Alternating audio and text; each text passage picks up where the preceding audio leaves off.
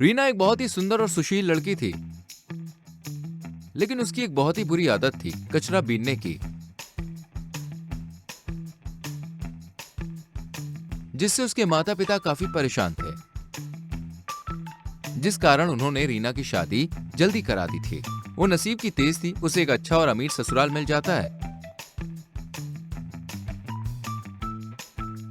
वहीं शादी के बाद एक दिन जब रीना किसी काम से बाहर जाती है, तो उसे रोड पर बोतल के ढक्कन पड़े हुए दिखते हैं और वो उन्हें उठा लेती है और लाके ड्रॉअर में रख देती है। रात में, अरे रीना, ये बोतल के कैप्स यहाँ पर क्या कर रहे हैं? बस ऐसे ही, मुझे अच्छे लगे तो उठा लिए। शायद इसे रेयर ढक्कन इकट्ठे करने की आदत होगी, कोई ना।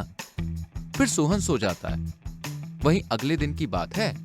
बहू सुनना, ये कुछ रद्दी है, इसे रद्दी वाले को बुलाकर बेच दे। ठीक है माँ जी, लाइए यहाँ। फिर रीना उसे लेकर अपने कमरे में रख देती है। ये कमरे में क्यों ले गई? शायद बाद में बेच देगी, शायद और रद्दी हो अंदर। ऐसे ही शाम में, बहू सब्जी लानी है, आज नौकर भी फ्री नहीं है, तो तू चली जाएगी। हाँ हाँ माँ जी, मैं जाके आती हूँ, मेरा भी काम बन जाएगा। तेरा काम? अरे आप नहीं समझोगी। फिर रीना सब्जी लेने चली जाती है।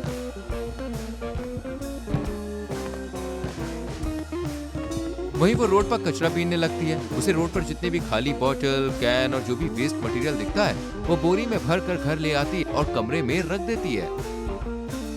बहू, बोरी में क्या है? कुछ नहीं माँ जी, शायद सोहन के लिए कोई सरप्राइज होगा, बताना नहीं चाहती होगी बहू, कोई नहीं। वहीं रात के वक्त, रीना, ये बोरी में क्या है और कमरे में कितनी बदबू आ रही है? तुमने कमरे में इतना कबाड़ा क्यों कर रखा है? ये कबाड़ नहीं है जी, काम की वस्तु है, आप सो जाओ। पता नहीं इन सब चीजों से क्या करना है। खैर, क्या ही बोलूं अब इसे। शुरुआती दौर में तो घर वालों को रीना का बिहेवियर नॉर्मल लगता है, लेकिन अब वो रोजाना बाहर जाती है और कचरा बीन कर घर ले आती है। वो सबसे पहले कबाड़ का सामान ड्रॉअर में रखती है और जब ड्रॉअर भर जाता है तो अलमारी में। फिर एक दिन की बात है। रीना, मेरे कपड़े कहाँ हैं? शायद अलमारी में ही होंगे। जैसी सोहन अलमारी खोलता है तो सारा कबाड़ उस पे आके गिर जाता है। ये सब कबाड़ यहाँ क्या कर रहा है? ये क्या है रीना? आपके कपड़े वो वहाँ उस बॉक्स में है, और ये क्या है, इससे आपको क्या? अरे पागल हो गई है क्या ये?